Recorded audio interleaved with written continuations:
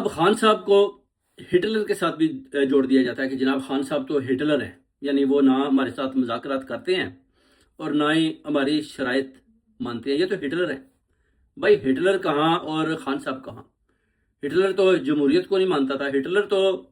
Election کو بھی نہیں مانتا تھا، وہ تو بڑا ظالم آدمی تھا، وہ تو بس کہتا تھا کہ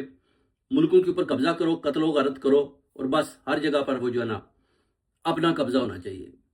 یعنی یہ تھی ہٹلر کا دور حکومت، اور پھر دیکھ لیں کیسے ہٹلر پھر دنیا سے غائب ہوتا ہے۔ یعنی ایک دن اس کو بھی ہارنا پڑتا ہے، یعنی پوری دنیا سے پیغام آتا تھا کہ ہٹلر کو کوئی بھی آدمی بیٹ نہیں کر پائے گا، مگر دیکھ لیں اللہ تعالیٰ کی لاٹھی بے آواز، جب اس کو شکست ہوئی تو وہ پھر اس شکست کا سامنا بھی نہ کر پایا، اور یہ کہہ رہے ہیں کہ جناب خان صاحب ہٹلر کی طرح جو ہے نا اپنا بہیو کرتے ہیں۔ اگر آپ جاتے ہیں سندھ کی طرف تو امن کمیٹی آپ دیکھ لیں ادھر کتنی قتل و غارت ہوئی، اس کے بعد ایم کیو ایم کی جو ونگز بنتے ہیں ادھر بھی دیکھ لیں کتنی قتل و غارت ہوتی ہے، اس کے بعد بھی آپ کو پتا ہے کہ ساری پارٹی یہ قتل و غارت میں بری طرح لتھڑے ہوئے۔ اس کے بعد اگر آپ پی ٹی آئی کو دیکھتے ہیں، آئی ایس ایف کو دیکھتے ہیں، تو آپ دیکھ لیں کہ پی ٹی آئی نے آج تک کسی ایک کا بھی قتل نہیں کیا۔ خان صاحب نے تو یہ کبھی اس طرح کی بادشاہ دی نہیں، کبھی اس طرح کی کہ جناب آپ کسی کو قتل کریں۔ وہ تو کہتے ہیں کہ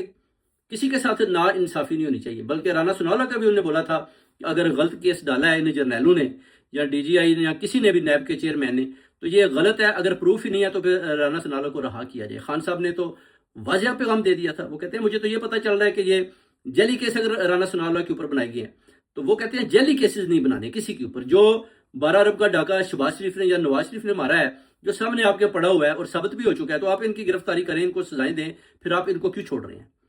اور اس کے بعد دیکھ لیں نواز شریف بھی بھاگ جاتا ہے اور شہباز شریف اور یہ سارے جناب، پھر آپ ان کا آپ حال دیکھیں، مریم نواز بھی کہتی ہے جناب میں تو اندر فرائی پان استعمال کرتی رہی ہوں۔ تو یہ ساری چیزیں دیکھنے والی ہیں میرے پاکستانیوں۔ خان صاحب کو یہ صرف اور صرف ان کا لیول جو ہے نا وہ یہ نیچے لانا چاہتے ہیں کہ کسی طریقے سے بھی خان صاحب کے متعلق ایسی باتیں کی جائیں کہ عوام کو، قوم کو، اوورسیز کمیونٹی کو خان صاحب سے نفرت ہو جائے۔ مگر آپ دیکھ لیں کہ ابھی بھی